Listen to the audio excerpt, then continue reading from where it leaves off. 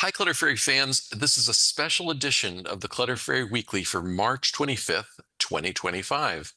I'm your co-host, Ed Gumnick, and I'm speaking with Gayle Goddard, certified professional organizer and owner of the Clutter Fairy in Houston, Texas.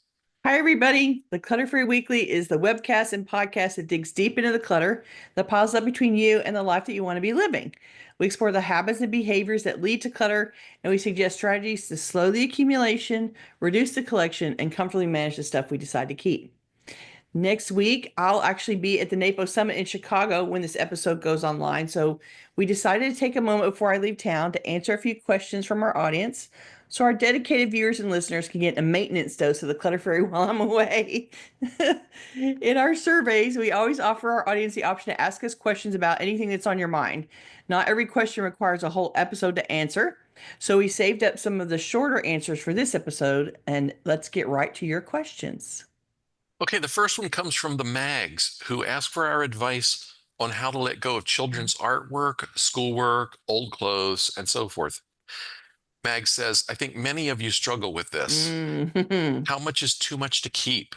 This is like the international mom problem, how to deal with children's artwork. And the thing is that there's more coming every day, every week, every year. And then it's a new school year and you get a whole nother round and it's just a never ending flow. And the teachers, particularly in um, preschool, elementary school, Right? The where early they're it's years. yeah, like a whole bunch of their learning and their time is spent creating artwork and gifts for you and painting things. And that is all about keeping the kids busy. And then they send it all home to you to prove that they've been doing something.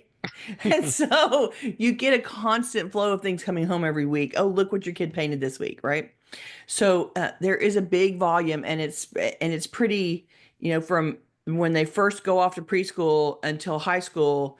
It's this, the nature of the paper changes, but it is a steady flow coming. So, and then I will tell you, 12 years of school paperwork, no child wants to come and have you send them 15 boxes of their old schoolwork later. They're not going to want more than a box. They're not going to want the 15 boxes that you shoved into your closet for the whole time they were in school. So you need to keep that in mind as you're thinking about what to do and how much to keep. Someday your kid will find some of it interesting, but they won't remember any of it. For them, their little brain isn't recording yet. You have the adult brain. You're recording all the memories of them coming home with this great little piece of artwork. And they may be super attached to it in the moment, but that memory, their experiences as a little kid, doesn't really record very much. They don't keep very much of that. So when they get the box later, they'll flip through it and find it cute, but they won't feel as attached to it as you do by any stretch of the imagination because they're not going to have any memories around most of it. So don't be surprised by that. Don't be surprised when their kids are like, Mom, why did you send me all this stuff? Yeah, they don't really want to see it. Some of it they'll think is adorable and precious, and mostly they'll be like, okay, now that I've flipped through 20 pieces, that was quite enough. Thank you so much. In terms of storing for your own space, you have to keep your own uh, closet, your own cabinet, wherever you're storing the stuff. You have to, how much you keep has to be dictated by your space. And on the back end, just because you have a whole lot of space doesn't mean you need to keep more stuff. I think you have to be reasonable in terms of your storage space if you have limited storage space or if your storage space is being used and shared with something else, but you don't want to dedicate an entire closet to all of your kids' keepsakes. Like that's just not, it doesn't make sense. It's not in the long term, it's not a good storage solution. So, A, you want to designate space, and B, you don't want to keep every little thing that they provide you. You can take photos instead. I think people don't think about taking photos until much later, but you can certainly take photos in the moment as you receive this week's stuff and you're looking at last week's stuff that needs to come off the refrigerator and you don't feel comfortable throwing it away. You can take photos of those things and have a digital file of it instead of the actual object, and you can let that item go away. And you can do that every week. You can do that every semester if you prefer when there's a break, but you have to be diligent about, or maybe at the end of the school year, but then you have to sometime during the summer, you have to find the will to go through an entire school year's worth of work and pick your favorites. And so I think it would be easier for you to take some pictures and discard some things early on, especially when they're 5 years old, 4 years old, 6 years old, and they're bringing home 5 pieces of art every week, and you don't know what to possibly do with them. And they're doing more of them at home because that's how you're keeping them entertained in the afternoons and on the weekends. And so there's just an endless flow of things with artwork where they're being creative on there, right? And so you're going to have a big volume.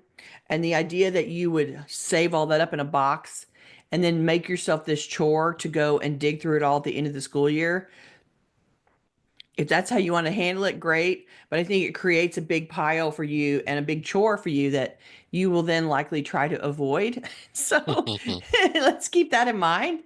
If you can take some photos as you go along, and when this week's artwork comes home and you take it off the bulletin board or the refrigerator or wherever the some people put them in temporary frames, and they have a place where there's several frames hanging up, and they trade them out every week as new stuff comes in. If that's how you want to manage the stuff, great. But when you cycle it out every week, I think that's the best time to, okay, that was not the best piece of artwork. That's not the best representative sample of what my child can do. And you can take pictures and let some of them go. This I strikes me as an opportunity to get your kids in early on the idea of decluttering. In our family, since there were six Yes. kids, each kid had a treasure box. That's what they were called, and it was Yeah, a yeah. cardboard box that we were encouraged to decorate ourselves, and then all of our accumulated um, artworks and other treasures went into that box. It was And it, vetted by you. right, Oh, see? yeah, And how great of your mother to think of that, because she had 6 kids worth of stuff coming home. And where was she going to put 6 kids worth of stuff? 6 boxes was still a lot of boxes, space to take up in the house, I'm sure. yeah. So she had to come up with a way to manage the volume, and that was a great idea. And then, here's your box. If it doesn't fit in your box, you got to take some other stuff out to put something new in. Like, I totally get that. My favorite one of this is I went to somebody's house to help them work in their space, and they had at one of those trifold foam core things that had been, Right, they had like done a science fair presentation to the project. science Yeah. fair, exactly Hmm. 100%. And it was super tall. I mean, it was a big piece. And she had it stored in the closet. And I was like, oh, this must be from your son. When did this happen? Oh, he was in 8th grade, blah, blah, blah. Okay, so how old is he now? Oh, 42. Like, come on, man. Your 42-year-old son does not want the trifold from the science fair anymore. And you sure as hell are not going to give it to him. And if you do, he's going to throw it away, right? So that's an example of, at the time the science fair happened, you could have maybe recycled the foam core or taken a picture of it and thrown it away then, or let it sit to the end of the school year and then taking a picture of it and throwing it away. But the idea of holding on to it for 30 years before you got rid of it was just like, why was it taking up space in the closet? It was never going to be anything to anybody after it served its purpose. And so it was cuteness, and it showed all of his hard work, and I'm sure he spent a bunch of time on it, and he was never going to want that again.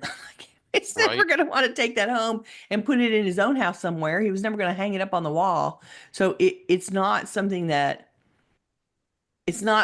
worth parking in a corner for 3 decades so that you can give it to them later, because Yeah. that point is never going to come for that kid, right? Okay, what about clothes? So clothes is something people are really funny about clothes. This is another mom issue with clothing. So you have a baby, you're madly in love with the baby, and you buy all these clothes for the baby and then the kid, and they're always so cute and they outgrow them really fast. And so the clothes hardly ever, like the clothes that you put them in all the time, probably get barfed and pooped on a lot, and eventually they get stained, and some of them get worn out and destroyed, right? But in general, all the really cute stuff that you buy and your parents buy and your friends buy for the kids, they get worn 2 or 3 times, 4 or 5 times. They manage to not destroy them with bodily function and they're still super cute and you remember the kids being cute in the clothes and so you always want to keep them thinking, oh, those are so adorable. I can't bear to give them away because my child was so cute in them and I'm going to save them for my grandkids. Like, well, that's 30 years from now, right? Like, do you really want to hold on to clothes for 30 years while the elastic deteriorates and dies, while the cloth starts to deteriorate in place, depending on how and where you store it? Like, why not, once the kid cycles out of it, you can save a favorite or two and then send the rest to somebody that you know that can use them right now, somebody else that can be cute in the clothes, somebody else who is struggling to manage with all of the things that you have to have for little kids, and this would be a support for their budget, and pass them on and let somebody else wear them and get another 5 or 6 wears out of it, and let them pass it on to somebody else too. The thing about finding your child adorable and everything that you buy for them means that you end up with a bunch of bins with kids' clothes in them for 30 years in an attic somewhere. And when you finally take them out to give them to the grandkids, who knows? Have they been compromised by humidity? Have they been destroyed by heat? Has all the elastic died? Has the fabric, has it started to deteriorate or melt or fall apart in some way? Like, you can't predict what's going to happen 30 years from now with stuff that you leave in a bin forever. And so the idea that you will support your kids' future kids with these clothes, your idea of what's cute will have nothing to do with what the new mom's idea of what is cute. And it may feel like a burden for you to barf all these clothes off that then they feel like they have to use all of them because it came from you. And maybe they don't like them and maybe they feel like they're old. And so, and you guys are buying them all new stuff anyway, because when the grandkids come, you're going to start shopping for them. So you're going to buy yourself out of all the clothes you want to give them that are old because you're going to go straight to the store and buy new stuff. So I think this is a place where moms attach a whole lot of memory and thought to the clothes, but they don't think about how that is not super practical in the long run. And so I would say take pictures of your kids in the clothes that you think are the cutest and then send them on and let some other mother enjoy them and also find her kids cute in the clothes. And do it now while the clothes are still in good shape and fresh and usable so that they don't just sit in a box and die for 30 years and wait to be just given away 30 years from now. That's crazy. So do it now. Let go of them now.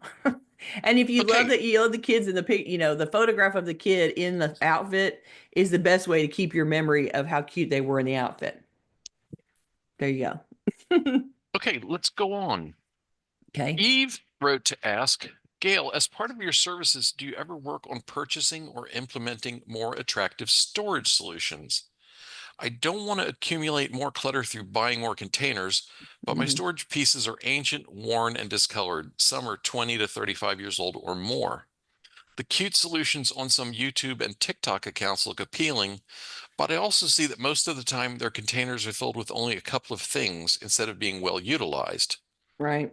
The question is, can you help a person with more appealing decorative storage solutions once there's a reasonable amount of stuff to house? Of course, I do help people make decisions about what kind of storage is going to make sense for them, but we always do that after the quantity of stuff that needs to be stored is a known quantity. Um, buying containers just because they're cute and then they turn out to be too small for what you're trying to house makes the containers useless. So you really want to be thinking about uh, going through the stuff, finding out what your quantity of keep is, and getting rid of the stuff that you don't need to keep, and then going to buy containers based on what you have to contain and where that container has to go. Because those two things dictate the size and shape of the containers that you buy. And then you can go out looking for something cute, but with a purpose. Like, I need a container that does this, or is this size and shape that is also cute. And so then Right, you don't just randomly buy cute stuff that doesn't serve your purpose, right? right. It's got to fit on this Shelf, shelf or this inside this cabinet. cabinet, and Mm. it's also got to contain these items that I have in mind to keep there. Have now sorted, right? Right. And it's totally okay to give up old, crusty, dying containers. Like, if you've had containers for 30 years, I think everybody's gotten their money's worth out of those.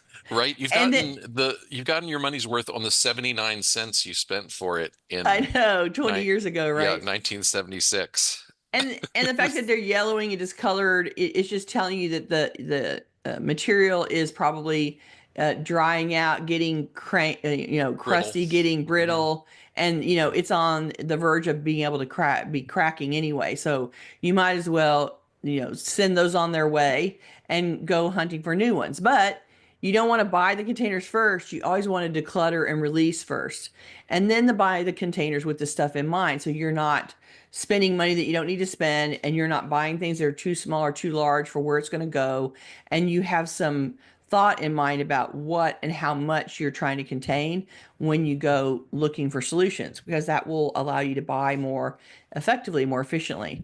And I think that's the biggest driver is we can all go shopping, as we have all proven, and we can all go shopping without thought and spend a bunch of money, and you can spend a bunch of money on containers just like you do on shoes and end up with a bunch of containers that don't help.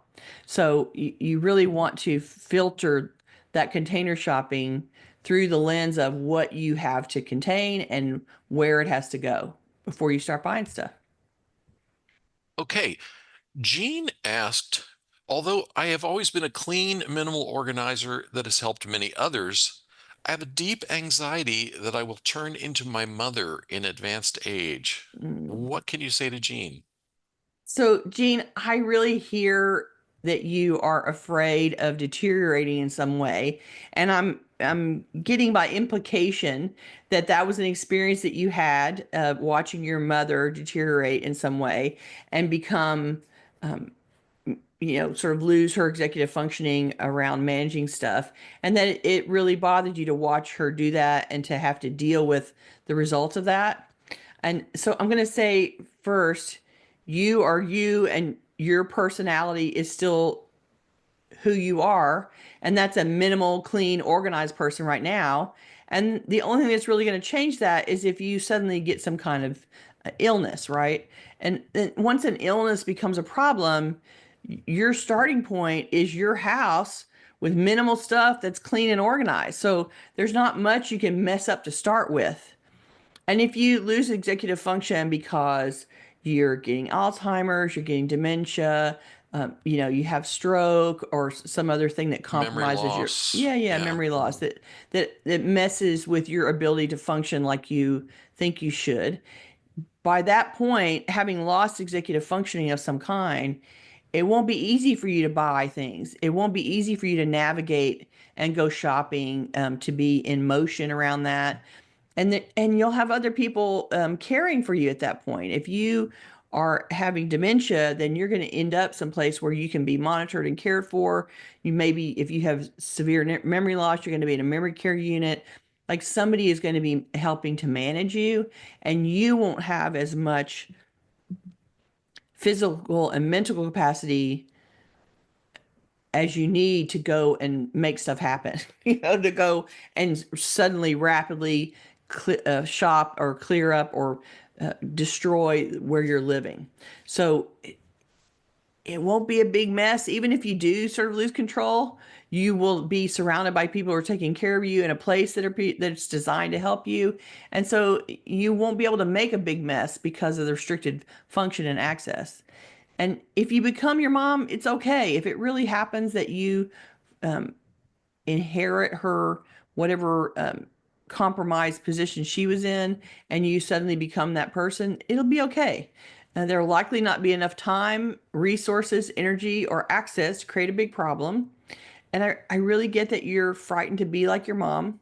And it was probably really scary for you to watch as an outsider looking in at her, what kind of compromised personality she had as she deteriorated. But as the person that will be in your mom's position, I don't think it'll be as scary for you. It probably wasn't as scary for her.